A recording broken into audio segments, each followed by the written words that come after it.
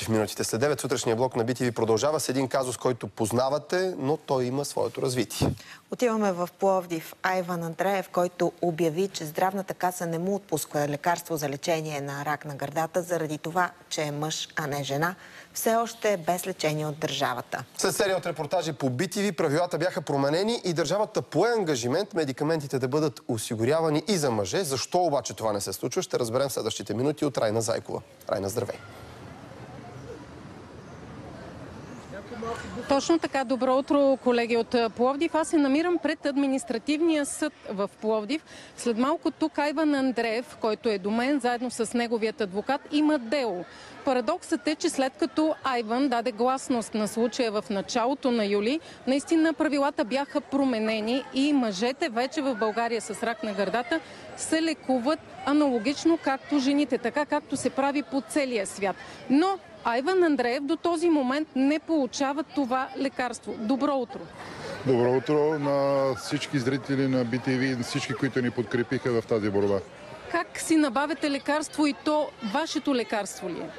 Ами за сега лекарите са тези, които се грижат и помощите, които получихме от пациентски организации и вносители на лекарството. Все още нямам отговор от здравната каса и ако не са тези помощи, не бих могъл да се справя с лечението. Има доказателство наистина, че това е правилното лекарство за вас. Да. Преди колко време минахте отново скенер и какво показва той? Преди 10 дни минах скенер, който показва, че нещата се развиват в благоприятна посока и че това лекарство лекува и мъже. И това е документът, който ще приложим сега към съдебното дело, като най-яркото доказателство, че сме прави. Добре, към адвоката на Айван Андреев, Кристиян Гьошев. Добро утро. След малко започва делото, но след като правилата бяха променени, някой потърси ли ви да каже: Айван Андреев, елате, ще ви дадем това лекарство, вече има разрешение и вие да го получавате безплатно, така както се лекуват жените?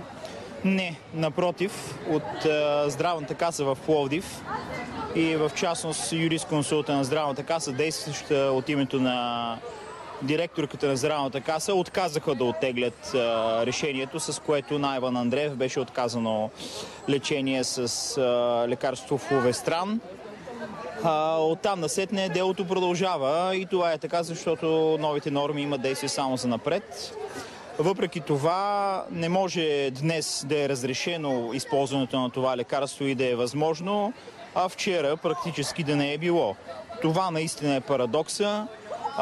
Сега очакваме решението на съда, дали ще се вземе експертиза, т.е. дали ще се назначи съдебно-медицинска експертиза или съдът ще се позове на поправката в фармакотерапевтичното ръководство, от което е видно, че вече мъжете с рак на гърдата се лекуват с това лекарство, което в отказа на здравната каса е постановено, че лекува само жени с това заболяване. Тоест ситуацията е малко царя дава, падаря не дава. Обидно поведение на здравната каса. Аз съм на мнение, че те трябва да си поднесат своята отговорност съдебна, юридическа, административна. Прокуратурата, знаете, разследва. Комисията по дискриминация спря производството до окончателен акт на административния съд и явно мечтаят в съдебното решение да пише, че те са осъществили акт на дискриминация, за да може и комисията по дискриминация да ги осъди за това. Добре, към Айван Андреев отново, очаквате ли съда да се произнесе във ваша полза? Всички тогава подкрепяха ви, даже дори казаха, че поправката, с която се лекуват мъжете вече с рак на гърда с безплатно хормонални лекарства, би трябвало да се казва поправката Айван? Ами, доколкото имам юридически познания, разчитам да спечелиме, но не ни беше това целта.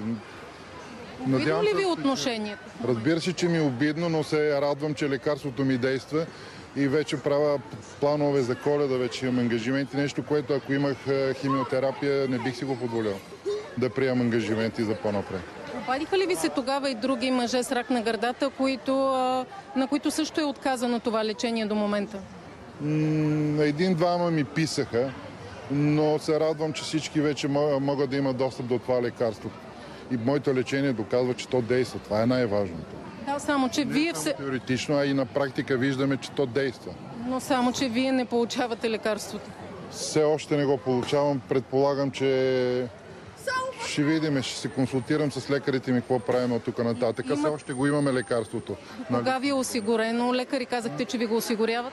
Мисля, че до нова година ще успея да ме осигуряват. Аз имам количества и от други болници ми се обадиха, с които на приятелски начала са ми казали, че ако имам нужда, ще ми подсигурят.